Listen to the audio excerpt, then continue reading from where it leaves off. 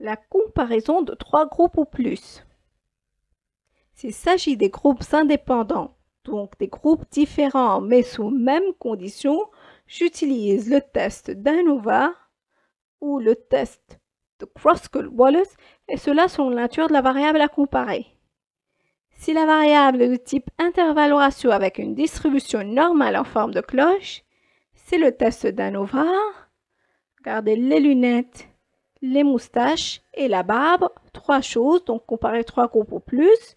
Ces lunettes ressemblent à celles de qui? À celles de Student. Donc le test d'ANOVA est utilisé pour comparer des groupes où la variable est numérique, intervalle ou ratio avec une distribution normale.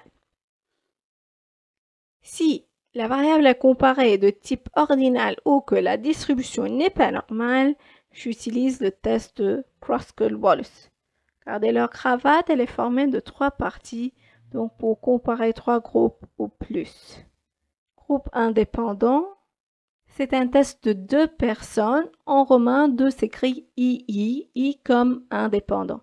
Donc, pour comparer des groupes indépendants, j'utilise le test de deux personnes. Ici, le test de Kruskal-Wallis est utilisé pour comparer trois groupes ou plus avec une variable ordinale ou une distribution pas normale.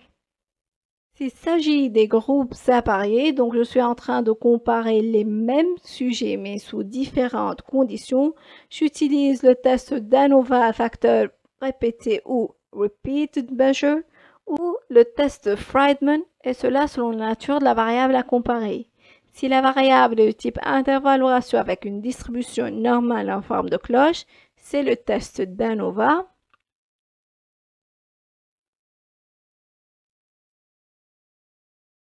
Et si la variable est ordinale ou que la distribution n'est pas normale, j'utilise le test de Friedman. Regardez la cravate de Friedman. Les ovales, c'est un motif qui se répète dans un ordre précis, ordinal. J'ai plus que 3 ovales, donc le test de Friedman est utilisé pour comparer 3 groupes ou plus avec une variable ordinale ou une distribution pas normale. Des exemples. Le dessert sera plus apprécié avec de la musique ou avec des discussions entre amis ou dans un endroit calme.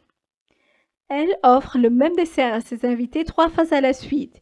Une fois lorsqu'il y avait de la musique, la deuxième fois lorsqu'ils étaient en train de discuter ensemble et la troisième fois lorsque ça s'est calmé. Il s'agit des mêmes invités, donc des groupes appareillés.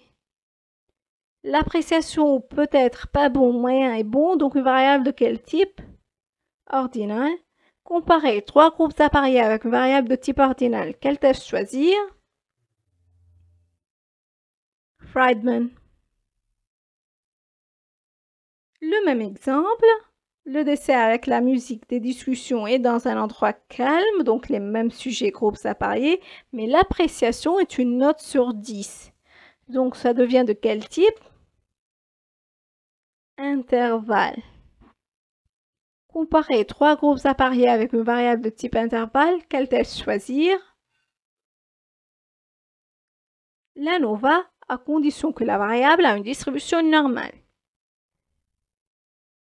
Un exemple aussi, les invités entre 20 et 30 ans dansent plus que ceux entre 30 et 40 ans qui dansent plus que les plus de 40 ans. Ici, j'ai les 20 et 30 ans, les 30 et 40 ans et les plus de 40 ans, donc 3 groupes indépendants.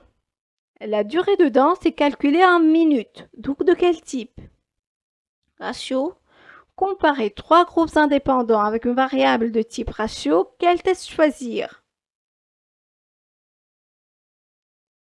ANOVA à condition que la variable a une distribution normale. L'appréciation du dessert varie selon les hommes, les femmes et les enfants.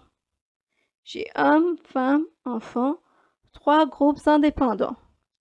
L'appréciation prend les valeurs pas bon, moyen et bon, donc de quel type? Ordinal. 3 groupes indépendants avec une variable à comparer de type ordinal, quel test choisir? Le test de personnes Kruskal-Wallis.